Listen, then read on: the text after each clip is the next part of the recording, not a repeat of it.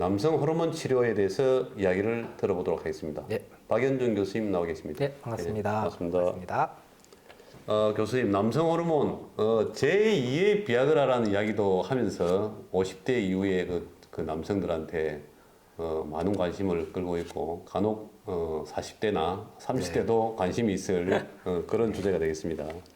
남성 호르몬 이게 우리 몸에서 좀 어떤 역할을 하는지에 대해서 간단한 설명을 들어보고 이야기를 진행하겠습니다. 예, 남성 호르몬은 그야말로 남자를 남성스럽게 만들어주는 호르몬이다 이렇게 생각하시면 되는데요. 남성 호르몬은 출생 전 성분화를 일으키고요. 그래서 뭐 물풍의 장기라는 뭐 이런 남자들의 내부 생식기를 발달시키게 하고 태어나고 나서는 2차 성장, 우리 사춘기 때 왜 페니스도 커지고 고환도 커지고 목소리도 굵어지고 정자 만들고 근육도 많아지고 이런 거 그런 데 역할을 하고 전반적으로는 근골격계, 근육도 우리 남자들 여자보다 뭐 뼈도 좀 강하고 근육도 있잖아요. 그런 거. 그리고 이제 조혈 작용, 우리 적혈구 만드는 것도 하고 면역 기능, 인지 기능 골고루 영향을 미치는 그야말로 남자들한테는 없어서는 안 될 필수 호르몬이다 이렇게 생각하십니다. 네. 그래서 이 남성 호르몬 치료 같은 경우에 네. 남성 갱년기 증상이 좀 보일 때 먼저 이게 적용이 될 텐데 네. 갱년기 증상이 보이더라도 혈중에서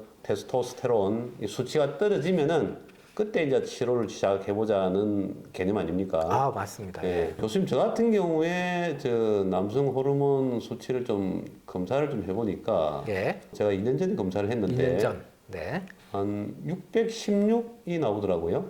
616이라면 뒤에 이제 그 단위가 예. 나노그램 퍼 데시리터일 거거든요. 그렇죠. 병원에 따라서 이게 나노그램 퍼 밀리리터 나오면 6.36이 나옵니다. 그래서 예. 술자리에서 웃긴 말로 나는 뭔데? 나는 500인데 난 너보다 100배만 이런 사람이 그건 아니고 뒤에 단위를 예. 병원마다 단위를 좀 다르게 쓰는데요.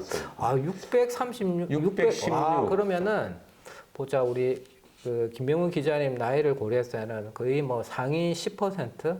상위 10% 정도로 아주 좋은 수치다. 저는 이렇게 말씀드립니다. 그래서 이제 그 비뇨기과 전문의께서 네. 수치가 아주 그 양호하니, 좋다죠. 예. 양호하니 그냥 집에 가셔서 예. 뭐 평소대로 하시면 됩니다. 그러면서 그냥 집에 보내시더라고요. 예.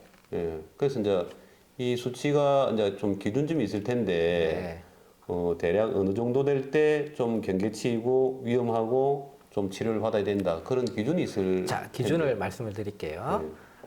일단 나노그램 퍼 데시리터 그 100단위로 나오는 찍히는 걸로 말씀을 드리겠습니다. 네.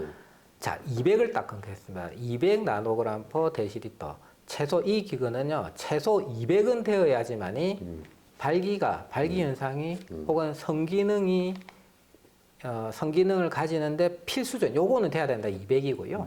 200에서 400 사이는 애매합니다. 요거는 경계성이거든요. 이런 경우에는 성상대자와의 관계, 그날의 컨디션, 그리고 그 사람이 뭐 당뇨나 고지혈증이나 고혈압 같은 뭐 만성 질환이 있느냐 없느냐 요런 거에 따라서 발기가 잘 될 수도 있고 안 될 수도 있는 그레이 존, 회색 존이라고 보고요. 400이 넘어가면은 보통 치료가 필요 없다 이렇게 되고요. 그래서 우리가 보통 치료를 하는 거는 300이나 350, 그 그레이 존, 200에서 400 사이에 걸리는 환자들, 그런 사람들을 여러 가지 이제 상태를 보고 이제 치료를 결정한다 안 한다 결정을 하게 되죠. 그럼 그레이존부터는 시도를 해볼 수 있다는 예, 뜻이죠. 그레이존부터는 일단 병원에 한번 들러봐야 된다 이렇게 보시면 되겠습니다. 그래서 이제 테스토스테론 이 수치가 이제 좀 그레이존 내지는 기준 이하로 떨어질 때는 남성 호르몬 치료를 시작해보자라는 그런 개념으로 이해를 하면 될 것 같고. 맞습니다. 이 남성 호르몬이 아주 종류가 많더라고요. 네. 뭐 주사제도 있고, 네. 뭐 바르는 뭐 젤도 있고, 예. 또 뭐 이래 저 먹는 약도 있고. 네, 맞습니다. 우리 통상 말하는 뭐 네비도 이런 약도 이제 그 대표적인 그런 그렇죠. 약이라는 네. 거죠. 예. 예, 그 좀 어떤 주사제부터 좀 설명을 좀 해주시죠. 간단하게 이게 너무 길어지면 안 되니까 그동안 치료제 종류만 잠시 말씀드릴게요. 네. 제일 기본적으로 먹는 약이 있었거든요. 근데 아쉽게도 이 약은 작년부로 이제 생산 중단이 됐습니다. 우리나라에는 없다 보시고요. 또 개발 중에 있는데 일단 현재 우리나라에서는 안 됩니다. 그리고 패치라고 몸에 붙이는 게 있었는데 이거 역시 지금은 잠시 쓰다가 안 씁니다. 왜? 피부 부작용이 많았고요. 그래서 우리나라에 지금 쓸 수 있는 것은 몸에 바르는 겔, 그리고 코 안에 바르는 겔 그리고 주사. 그래서 겔하고 주사 두 가지 다 보시면 되겠습니다. 그 게일인 경우에 네. 그 이제 또 도포를 하지 않습니까? 예, 예. 도포를 하는데 그저 이제 그뭐 허벅지 이런 쪽에 이제 바르라고 했는데 바르는데 실제로 이제 뭐 음낭이나 성기 쪽은 바르지 마라. 네. 라고 또 이렇게 주의를 예. 또 당부하던데 예. 근데 그렇게 하면 무슨 트러블이 생겨서 그렇게 예, 지금 이제 이야기하는 이 약들이 개발될 때 임상 시험할 때 이제 해본 결과는 이 음낭이나 생식기 주변에는 이 남성 호르몬 수용체가 일반적인 피부와 좀 다르게 되어 있습니다. 그래서 이 혈중 농도를 급속하게 올린다든지 이런 문제가 있어서 우리가 이분하게 일정한 속도로 우리가 서서히 이제 스며들기 위해서. 스며들게 하기 위해서는 음낭이나 생식기 쪽을 피해야 되고 특히 음낭이나 생식기에 바르게 되면 어떤 문제가 생기냐면 성관계할 때 이 성기가 배우자의 삽입이 되고 마찰이 있기 때문에 예. 이 남성 호르몬이 고스란히 여자 쪽에 전달된다. 위험성이 있습니다. 전달되면 어떤 문제가 생깁니까? 여성께서 남성 호르몬을 받으면 남성학이라는 거죠. 수염도 나고 목소리도 예. 굵어지고 어, 뭐 절대 남자들 아주 곤란해지네요. 남자들한테 굉장히 치명적인 변화가 일어나게 되는 거죠. 예. 아주 곤란하죠. 아니, 여성인 경우에는 아주 치명적이라는 거죠. 치명적이고 남자로서도 자기 상대자가 점점 남성화되는 것을 좋아할 사람은 없을 것 같습니다. 예. 서로 바라지 않는 거겠죠. 그런 문제가 있다죠. 예. 예. 그러면은 이제 서서히 퍼지기 위해서 효과를 발현시키기 위해서 그렇다라고 네. 했는데 그 가끔 이제 주사제 같은 경우도 주사를 놓고 나면은 그 주사 맞고 나서 직후 며칠간 네. 그건 이게 또 확 오르지 않습니까? 예. 그런 문제도 똑같은 이유라고 볼 수 네, 있겠네요. 정확한 지적이십니다. 그거를 표현하는 단어가 있거든요. 음. 롤러코스터 아시죠? 그래서 네. 롤러코스터 효과라고 합니다. 그래서 주로 어떤 주사에서 말이 있냐면은 단기 지속형 한 2주마다 혹은 3주마다 맞는 주사가 있거든요. 그게 네. 사실 많이 씁니다. 왜냐하면 가격이 저렴하기 때문에 많이 쓰긴 하는데 단점이 바로 우리 기자님께서 말씀하셨던 주사 맞은 직후에는 혈중 농도가 지나치게 올라가고 위에는 급격하게 떨어지죠. 그래서 실제 몸의 이펙트를 안전하게 줄 수 있는 구간은 많지 않아요. 네. 그래서 롤러코스터 이펙트라 하고 노인분들한테는 이 롤러코스터에서 높이 올라갔을 때 부작용의 우려가 있기. 차라리 뭐 효과 없으면 상관없는데 이게 이제 부작용이 발생 우려가 있는 구간이 있기 때문에 네. 좀 노인들에게서는 조금 저렴하긴 하지만 좀 조심해야 된다 이렇게. 그럼 단기 아닌 좀 이제 장기 주사제도 이제 나와 있다는 것인데 그게 한 3개월짜리인가 뭐 그런 것도 그렇죠. 있다면서요? 예, 예. 그래서 이런 단기 지속경의 단점을 이렇게 극복하고자 네. 12주, 3달 간격으로 맞는 한 번 맞으면 3달 정도 일정하게 유지되는 주사제가 있는데 뭐 그런 장점이 있는 반면에 또한 아무래도 고가일 수가 있죠. 이런 주사제가 보험이 안 되니까 조금 고가일 수가 있고요. 몸 안에서 서서히 이렇게 나오게 되니까 분자량이 큽니다. 엉덩이에 맞는데 좀 아프다는 분들이 있어요. 뭐 다 아프다는 분들한테 그런 또 부작용이 있고. 그래서 그러고 또 뭐 오래 가다 보니까 한 번 주사 맞았는데 뭐 부작용이 있으면 뺄 수도 없고 이런 문제도 좀 있죠. 해독제 이런 건 없거든요. 네. 요즘 뭐 또 인기 있는 게 좀 코에 하는 좀뭐 이제 점막에 좀 바르는 그게 좀 인기라던데요. 왜 그렇습니까? 그거는 나잘겔인데요. 뭐 상품명 우리가 뭐 이렇게 뭐 협찬 받는 게 아니라 나테스토 나잘겔이라는 건데 그게 이제 조금 이제 주목을 받는 이유는 일단 몸에 바른다고 상상을 해볼까요? 옷 다 벗고 이렇게 발랐어요. 마를 때까지 옷 벗고 이렇게 기다리는 그거 굉장히 힘듭니다. 그리고 요거를 바르고 나서 만약에 상생대를 포옹을 한다 이런 경우에 이 피부에 있는 게 그래도 넘어갈 가능성이 있어요. 그래서 이 코에 바르는 거는 안전하고 이게 그런 면에서 성상대자 접촉이 없기 때문에 그런 면에서 진일보한 제재다 이렇게 볼 수가 있을 것 같습니다.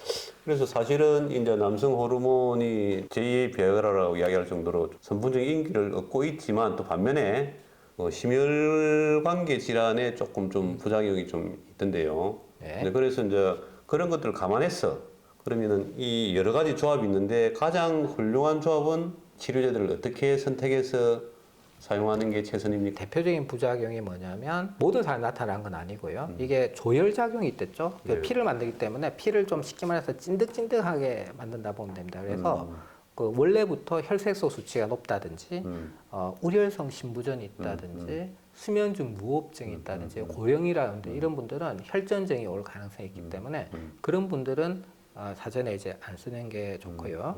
그리고 전립선 암 수치가 높은 사람들도 안 쓰는 게 좋습니다. 그래서 우리 기자님께 말했던 피검사 수치가 정확하게 낮은 경우에 쓰는데 그래서 좋은 조합은 일단은 초반에는 단기 지속형 뭐 매일 바르는 겔이라든지 코에 바르는 겔이라든지 롤러코스터 효과가 있긴 하지만 뭐 2주짜리, 3주짜리 주사를 써보고 효과가 있고 부작용이 없다 하면 그게 확인되고 나면 이제 3개월짜리 주사로 해서 이제 넘어가고 유지하는 이런 방법으로 쓰면 되겠습니다. 남성 호르몬 이야기하면은 최근에 좀 말이죠. 연예인 김종국 씨 때문에 좀 한때 논란이 좀 된 적이 있었죠. 남성 호르몬 젊은 친구들이 이제 몸짱 만들기 위해서 남성 호르몬을 이제 선택하는 경우가 있는데 심지어 어떤 경우는 오남용까지. 실제로 이게 좀 효과가 있습니까? 효과가 있습니다. 이게 왜 그러냐면은 남성 호르몬의 역할이 성기능, 정자 만들고 성기능도 있지만 또 하나 중요한 작용이 근육을 만드는 능력이 있어요.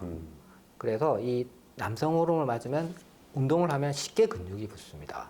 그래서 남성 호르몬이 1930년대에 개발됐는데 1950년, 60년대 동유럽, 그 당시 뭐 동독, 소련 이런 데서 요거를 운동선수들이 쓰기 시작하면서 도핑 테스트가 막 이루어져요. 그래서 실제 기자님께서 말씀하신 대로 이 남성 호르몬을 근육 강화 목적으로 쓰는 분들이 현재도 안타깝지만 있는 현실입니다. 그 이제 남성 호르몬 이야기도 하면서 또 이제 그 스테로이드 단백동화하는 뭐 그런 것도 좀 뭐 이야기가 있는데 그 두 개는 조금 차이가 있는 거죠. 남성 호르몬, 예, 맞습니다. 단백동화하는 스테로이드. 사촌간이라 보시면 될 겁니다. 원래는 남성 호르몬인데요. 그냥 남성 호르몬의 그 구조식을 인위적으로 변경을 시켜서 그 남성 호르몬이 가진 근육 만드는 단백동화 기능을 뻥튀기를 한 호르몬이 단백동화 스테로이드, 단백동화 호르몬, 아나볼릭 스테로이드라는 거 그겁니다.